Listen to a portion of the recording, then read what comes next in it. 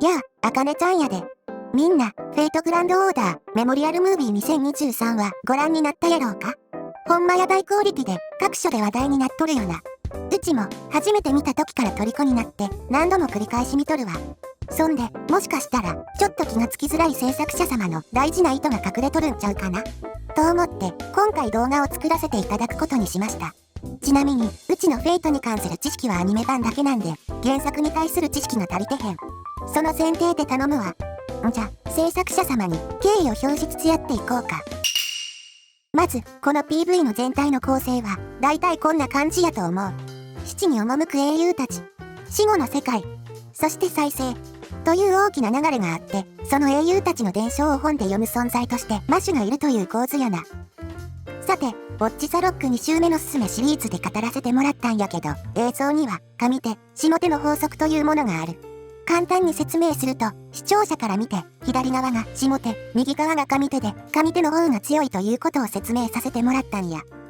今回は、その上手、下手という概念がどこから生まれたかという意味が、この映像にとても密接に絡んでいそうなんで、そこを深掘りすんで。はるか昔の日本の能などの舞台の話にまで遡るんやけど、この時代はライトなんて存在せえへんから、演者を照らすには太陽光に頼る必要があったんや。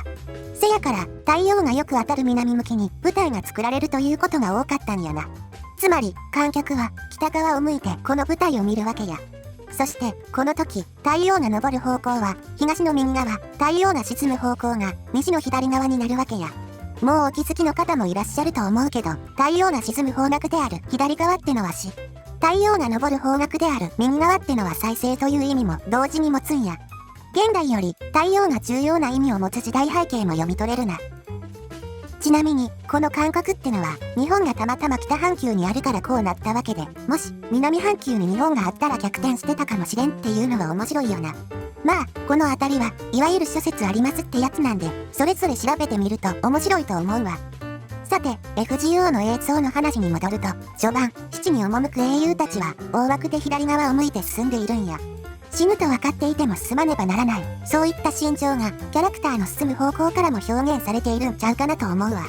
死を暗示しているから我々から遠ざかるという意味もあって、背中側のカットが多いのもポイントやな。ちなみに、こんな状況でも笑って鼓舞するイスカンダルかっこええよな。せやから、この槍のカットってのは、イスカンダルが対峙する敵の槍なんやな。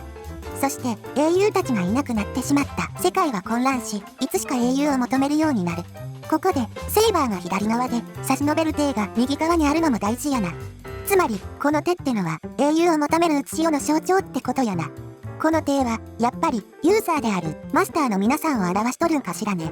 そして、サーバントとして復活を遂げた英霊たちは、今度は逆向きで、再生を意味する右側に向かって移動するんや。マッシュも、右に向かって移動しとるな。ちなみに、このカットでは、マシュの左側から光が差しとるんも、七から照らす光を表しとるんちゃうやろうか。という視点で眺めていると、どうも、この二人だけ質で、逆を向いているカットが多い気がするんよね。うちは、このあたりの設定に詳しくないんで、なんか意味があるキャラなんやろうか。このあたりの解釈はみんなに任せるわ。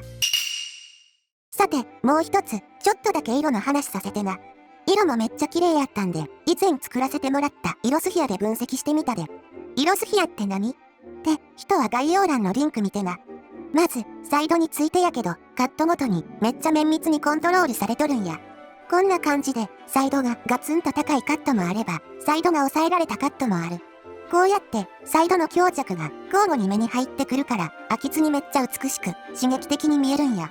ずっとサイドが高いカットが続いたら疲れてしまうし、逆に、サイドが低いカットが続いたらつまらなく感じられてしまう。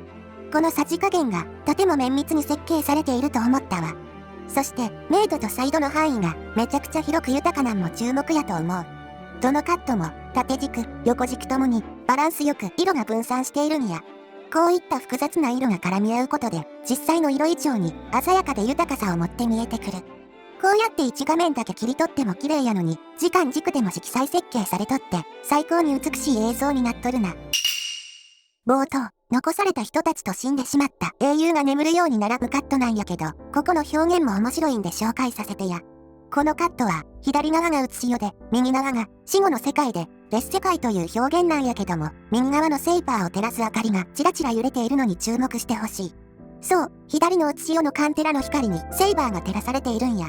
もう1カット、眠るイスカンダルなんやけど、室内ラジキところでみんなが悲しむカットでは、イスカンダルは下からの光に照らされている。ちなみに、通常、太陽は上にあるから、我々は上から照らされている光に見慣れている。せやから、下から照らされる光っていうのには違和感を覚えるんや。顔を下から懐中電灯で照らすと、怖い顔に見えるっていうのはこういう理由やな。つまり、下からのライトっていうのも死後の世界を暗示しているんや。そして、次の屋内のカットに移ると同時に、今度はイスカンダルの顔が潰れて見えなくなる。これは、うつしおの光の明るさにカメラの露出があったから暗くなってしまうんや。